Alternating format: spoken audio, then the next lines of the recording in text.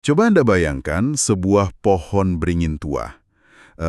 Akarnya menghunjam sangat dalam ke tanah. Batangnya kokoh banget ya. Nah, betul, tak tergoyahkan oleh badai. Selama berabad-abad kita diajarkan bahwa identitas kita, siapa diri kita sebenarnya, itu harus persis kayak pohon beringin itu. Harus punya satu akar tunggal yang jelas. Iya, garis keturunan yang murni dan kebanggaan pada satu tanah asal yang pasti. Itu konsep yang sangat menenangkan sebenarnya kan? Banget. Memiliki kepastian dari mana kita berasal itu seolah memberi kita tempat yang aman di dunia. Tapi di penelusuran mendalam kita kali ini, kita akan membongkar sebuah pemikiran yang bisa dibilang menantang semua kenyamanan itu. Betul, kita akan membedah teks yang sangat kaya, yaitu buku Poetics of Relation atau Poetika Relasi. Karya Edward Glissant ya? Benar, seorang filsuf dan penyair besar dari Martinique yang diterjemahkan dengan sangat brilian oleh Betsy Wing. Dan Glissant ini pada dasarnya meminta kita semua untuk melihat ke arah yang selama ini justru dihindari oleh sejarah arus utama. Karena premis yang dia ajukan ini benar-benar membalikkan paradigma kita soal identitas. Oke, mari kita bedah ini. Glissant berargumen bahwa bagi sebagian besar umat manusia di era modern, identitas itu nggak lahir dari garis keturunan yang mentereng atau akar yang tak tersentuh. Sama sekali enggak. Identitas modern kita justru lahir dari sesuatu yang jauh lebih kelam, dari trauma yang menghancurkan, dari percampuran paksa antar bangsa, dan ini yang paling literal, dari lautan yang ganas. Teks ini memang bukan sekedar buku sejarah atau teori sastra biasa ya. Glissant itu sedang memetakan bagaimana kita bertahan hidup secara psikologis dan kultural di tengah dunia yang penuh kekacauan. Dia menolak gagasan identitas murni itu, kan? Iya, dia menolak keras gagasan bahwa identitas yang valid itu cuma milik mereka yang bisa menelusuri silsilahnya sampai ke satu titik murni di masa lalu. Nah, untuk benar-benar memahami gimana identitas baru ini terbentuk, kita harus memulai dari titik nol. Dan titik nol dalam sejarah Karibia, serta sebagian besar benua Amerika, itu adalah lautan. Lebih spesifik lagi, kegelapan di dalam lambung kapal budak transatlantik. Glissant menggunakan sebuah metafora yang luar biasa menghantui untuk ini. Dia menyebutnya perahu terbuka atau the open boat. Metafora itu menggambarkan pengalaman jutaan orang Afrika yang diculik dan dideportasi melintasi samudra. Dan Glissant membedah pengalaman traumatis ini ke dalam 3 wujud jurang atau abis. 3 wujud jurang. Oke, apa jurang yang pertama? Jurang yang pertama adalah perut perahu itu sendiri. Secara tradisional, perahu itu kan melambangkan perjalanan yang terarah, dibimbing oleh bintang-bintang langit. Yang terbuka ada harapan gitu ya? Betul, namun bagi mereka yang dirantai di bawah geladak, perahu itu justru menelan mereka sepenuhnya dari kehidupan lama. Perut kapal kayu itu berubah menjadi sebuah rahim yang mengerikan, sekaligus tempat pembuangan. Coba Anda bayangkan diregut dari rumah Anda malam ini. Anda dilemparkan ke dalam sebuah ruang gelap yang sesak, dirantai bersebelahan dengan orang-orang yang sepenuhnya asing. Kehilangan segalanya secara instan. Iya, bukan cuma kebebasan Anda yang dirampas, saat Anda mencoba berbicara, orang di sebelah Anda nggak mengerti bahasa Anda, karena mereka dari suku yang berbeda ratusan kilometer jauhnya. Dewa-dewa yang mereka sembah tertinggal di daratan, yang perlahan menjauh. Bahkan bentuk mangkuk atau kain yang biasa Anda gunakan sehari-hari, tiba-tiba lenyap. Anda kehilangan seluruh titik referensi tentang apa itu realitas. Kehampaan absolut, itulah intinya. Dan dari ruang penderitaan bersama yang kedap udara inilah, orang-orang yang tadinya nggak punya kesamaan bahasa atau budaya, terpaksa harus memikirkan cara untuk bertahan hidup bersama. Dan itu membawa kita pada jurang yang kedua kan, kedalaman samudra itu sendiri. Betul sekali. Glissant menulis dengan sangat puitis tentang bola besi dan rantai berkarat yang tergeletak di dasar laut. Tapi ini bukan sekadar metafora puitis. Ini realitas brutal. Iya, ini adalah jejak fisik dari mereka yang dilemparkan hidup-hidup ke laut. Seringkali karena kapal kelebihan muatan, atau terkena wabah penyakit, atau karena kapal budak itu sedang dikejar. Rantai-rantai di dasar samudra itu bertindak seperti semacam penanda jalan bawah laut yang mengerikan, membentang dari pantai emas di Afrika hingga ke Kepulauan Karibia. Lautan secara harfiah menjadi sebuah kuburan massal raksasa. Dan juga sebuah monumen kan? Tepat, monumen dari sebuah permulaan yang baru. Lalu jurang ketiga melengkapi pengalaman ini, yaitu ketidaktahuan mutlak akan masa depan. Bayangan samar tentang daratan asing di ujung horizon. Iya, tempat di mana nggak ada roh leluhur yang menanti mereka, tempat di mana mereka sepenuhnya terputus dari masa lalu. Nah, pertanyaan terbesarnya, lalu gimana ketiga jurang ini menciptakan identitas? Kalau akar mereka dipotong secara brutal di lautan, apa yang tersisa? Disinilah letak revolusi pemikirannya Glissant. Pengalaman jurang ini menghancurkan identitas lama, tetapi secara bersamaan melahirkan apa yang ia sebut sebagai pengetahuan tentang relasi. Pengetahuan tentang relasi, maksudnya gimana tuh? Orang-orang yang selamat dari penyeberangan ini menyadari bahwa ikatan mereka kini bukan lagi didasarkan pada kesamaan darah, bahasa asal, atau mitos ras pilihan. Oh, wow. Jadi mereka terikat satu sama lain semata-mata karena penderitaan bersama. Betul. Dan kenyataan bahwa mereka selamat dari jurang tersebut bersama-sama. Ini adalah lompatan besar dari gagasan identitas tradisional. Jadi, alih-alih identitas itu berasal dari akar tunggal yang menancap ke bawah, identitas ini menyebar ke samping. Menghubungkan orang yang satu dengan yang lain berdasarkan pengalaman hidup. Kalau kita kembali ke analogi pohon beringin raksasa di awal tadi, akar tunjang yang menghunjam dalam itu sifatnya sangat teritorial, bukan? Sangat teritorial. Ia menutupi sinar matahari, menyerap semua air, dan seringkali membunuh tanaman-tanaman kecil di sekitarnya demi mempertahankan dominasinya. Dan itu adalah kritik utama Glissant terhadap konsep identitas akar tunggal.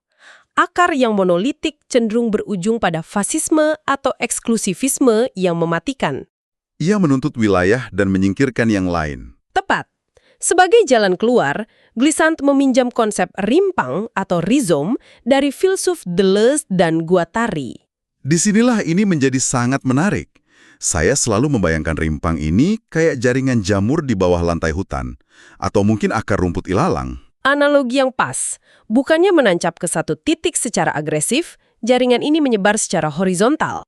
Ia menjalar, bersentuhan dengan akar tanaman lain, membelit bebatuan, dan menciptakan ekosistem bawah tanah yang sangat luas. Ia bisa menyebar kemana saja tanpa harus membunuh pohon di sebelahnya. Karena identitas rimpang ini hidup justru karena ia terhubung dengan orang lain. Nah, konsep rimpang ini dikembangkan lebih jauh oleh Glissant menjadi apa yang ia sebut errantry atau pengembaraan. Pengembaraan berarti semacam pengasingan gitu? Bukan, ini bukan pengasingan yang penuh kesedihan, dan bukan pula sekedar berkelana tanpa arah. Pengembaraan ini adalah pergerakan fisik atau mental yang dilakukan dengan kesadaran penuh. Kesadaran akan apa? Kesadaran akan keberadaan dan keunikan budaya orang lain yang kita temui di sepanjang jalan.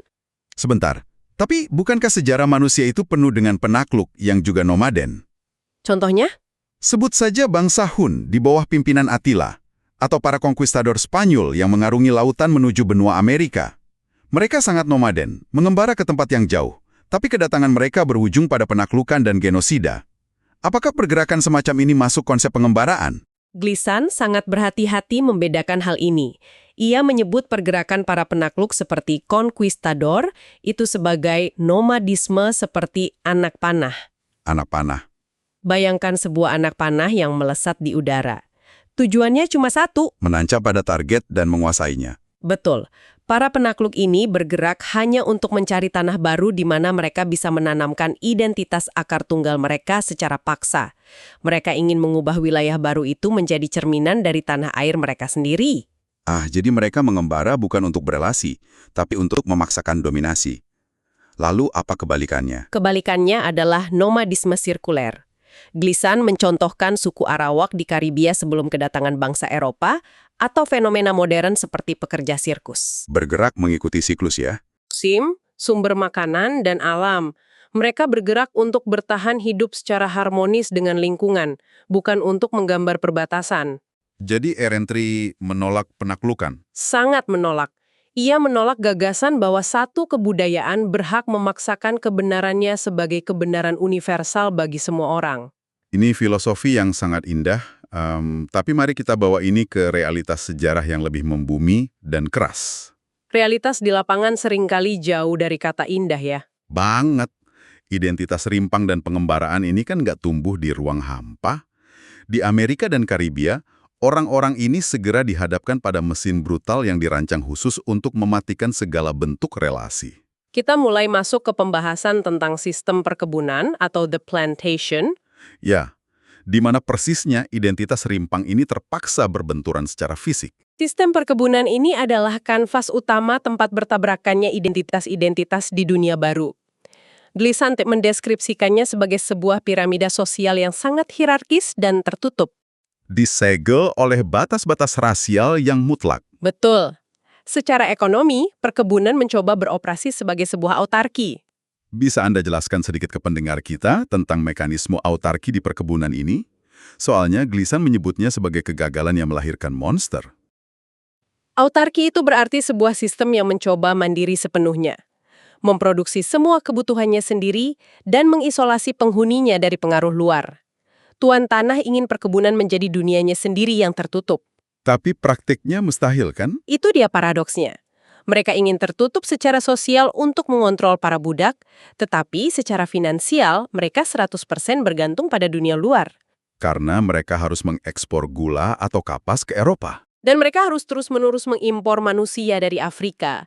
Tingkat kematian di perkebunan begitu mengerikan akibat brutalitas. Jadi tuan tanahnya sangat bergantung pada sistem global. Tapi mereka memenjarakan pekerjaannya dalam isolasi lokal.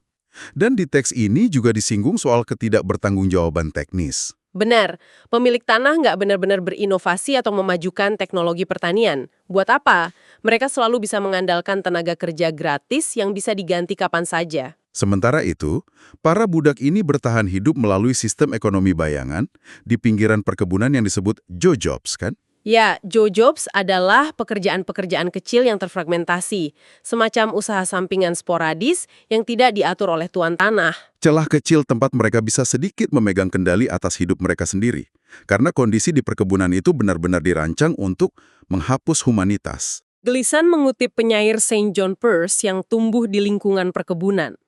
Peirce mendeskripsikan para pekerja kulit hitam di sekitarnya sebagai wajah-wajah bisu sewarna pepaya dan kebosanan. Wajah-wajah bisu, sewarna pepaya, dan kebosanan. Itu kalimat yang sangat puitis, tapi bikin merinding.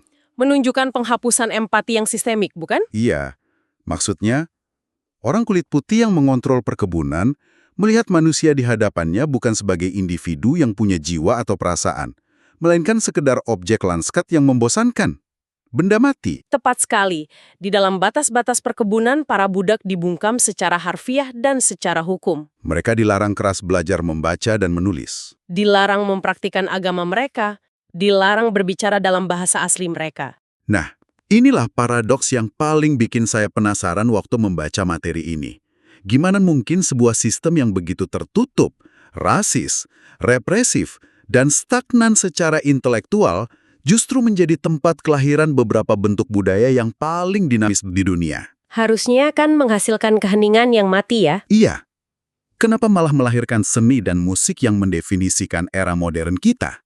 Justru karena tekanan yang absolut itulah, letupan kreativitas yang muncul menjadi tak tertandingi. Ketika Anda melarang manusia menggunakan bahasa secara langsung, mereka pasti akan menemukan jalan memutar. Gleason menyebut ini sebagai strategi ditur atau tipu daya, kan? Betul. Karena bicara terbuka itu hukumannya mati, mereka mulai menyembunyikan pesan-pesan perlawanan, kesedihan, dan harapan di balik hal-hal yang tampak sepele bagi tuan tanah. Kayak lagu-lagu kerja di ladang kapas? Iya. Atau dongeng-dongeng rakyat? Persis. Dongeng hewan tempat si lemah mengalahkan si kuat dengan kecerdikan. Atau pepatah-pepatah yang tampaknya nggak masuk akal buat orang luar, tapi sebenarnya penuh kode. Dan yang paling revolusioner dari semuanya, tentu saja musik. Keheningan malam di kabin-kabin perkebunan, di mana penderitaan tak terucapkan menumpuk, akhirnya melahirkan jeritan yang tertahan. Yang kemudian bertransformasi. Menjadi himne spiritual di gereja-gereja bayangan, lalu berevolusi menjadi genre blues yang melankolis, dan meledak menjadi jazz yang penuh sinkopasi. Dan ini nggak cuma terjadi di Amerika Utara. Di Karibia, tekanan yang sama melahirkan biguine di Martinique. Sebuah percampuran ritme Afrika dengan tarian ballroom Prancis yang dimainkan dengan ironi. Lalu ada calypso di Trinidad, yang awalnya dinyanyikan dalam bahasa Kreol Prancis untuk mengejek para tuan tanah tanpa mereka sadari. Kalau kita melubungkan ini dengan gambaran yang lebih besar, ini adalah keajaiban sejarah. Jeritan penderitaan dari perkebunan yang terisolasi itu secara harfiah bertransformasi menjadi ucapan dunia. Musik-musik yang lahir dari debu perkebunan ini sekarang mendefinisikan budaya modern secara global. Tempatnya memang tertutup, tapi kata yang lahir darinya mendobrak dinding-dinding itu dan menyebar ke seluruh dunia. Dari ledakan budaya ini, kita mulai melihat lahirnya bahasa dan cara hidup yang sangat baru. Dan ini membawa kita ke pilar penting lainnya dari pemikiran Glissant. Konsep kreolisasi. Ya, sangat penting untuk dipahami bahwa kreolisasi bagi Glissant sangat berbeda dari sekedar métissage atau percampuran budaya biasa. Kalau saya boleh coba kasih analogi nih.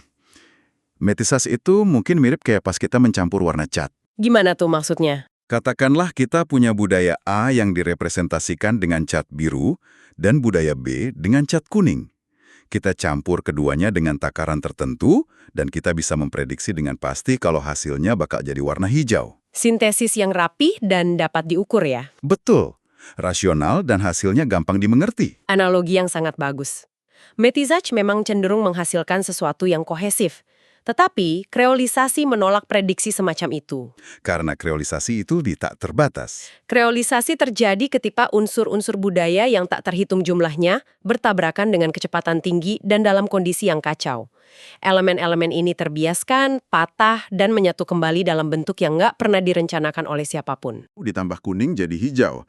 Ini biru, kuning, merah, serpihan kaca, jerami, dan pasir vulkanik bertabrakan, lalu tiba-tiba menghasilkan tekstur dan suara yang belum pernah ada di dunia. Itulah yang Glissant sebut sebagai dinamika chaos monde, atau dunia kekacauan. Kekacauan di sini bukan hal yang buruk, kan? Sama sekali bukan.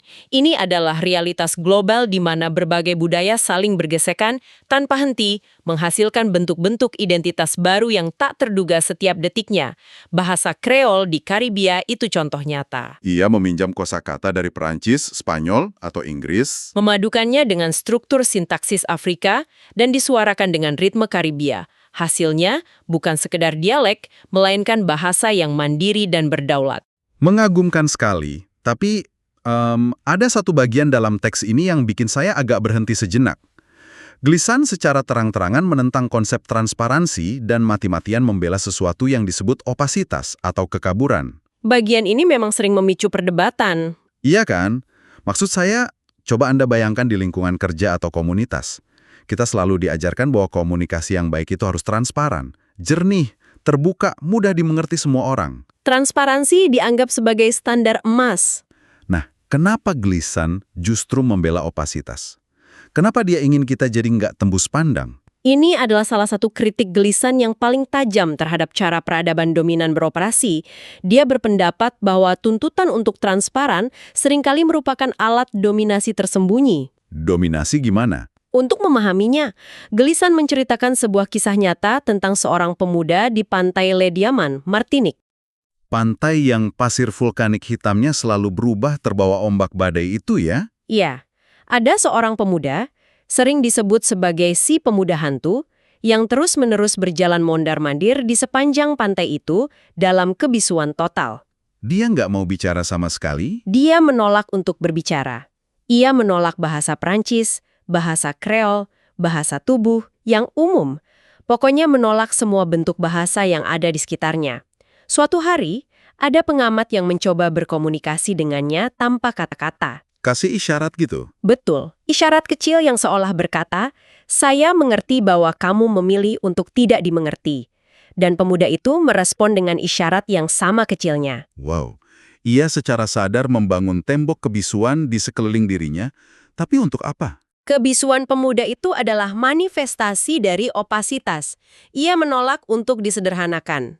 Dalam akar sejarah barat, kata memahami seringkali bermakna menggenggam, mengukur, atau mereduksi. Mereduksi. Ketika institusi dominan menuntut Anda untuk bersikap transparan, mereka sebenarnya memaksa Anda untuk mengemas identitas budaya Anda yang rumit dan berlapis-lapis ke dalam kotak kecil yang bisa mereka mengerti dengan mudah.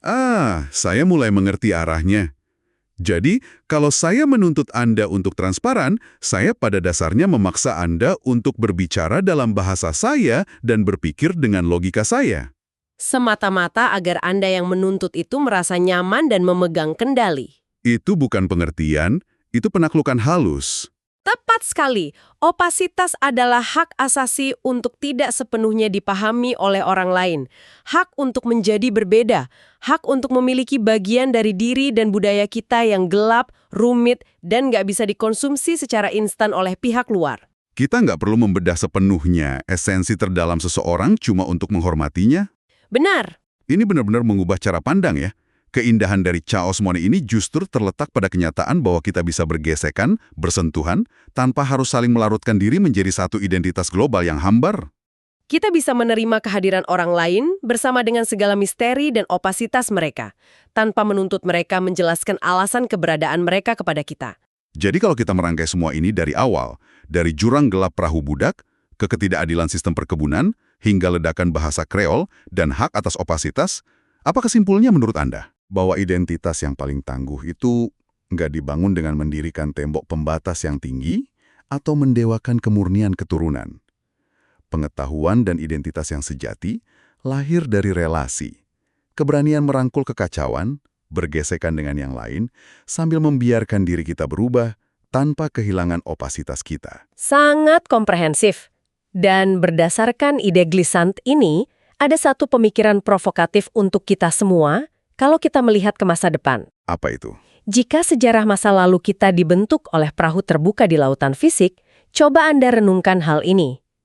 Di era di mana identitas kita sekarang melintasi lautan digital dan algoritma yang terus mencampurkan data kita secara global, Lautan informasi di internet? iya, apakah platform-platform digital raksasa ini sedang bertransformasi menjadi sistem perkebunan versi baru? Sebentar.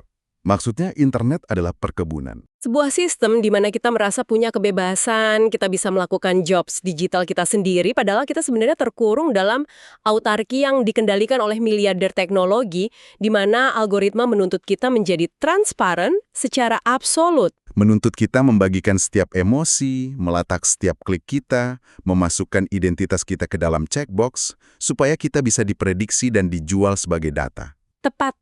Jadi bukankah ruang maya ini adalah bentuk pamungkas dari kreolisasi, di mana kita mungkin terpaksa menciptakan cara baru yang radikan untuk mempertahankan opasitas kita di tengah dunia yang menuntut semuanya serba transparan. Sesuatu yang benar-benar harus Anda, para pendengar, pikirkan malam ini.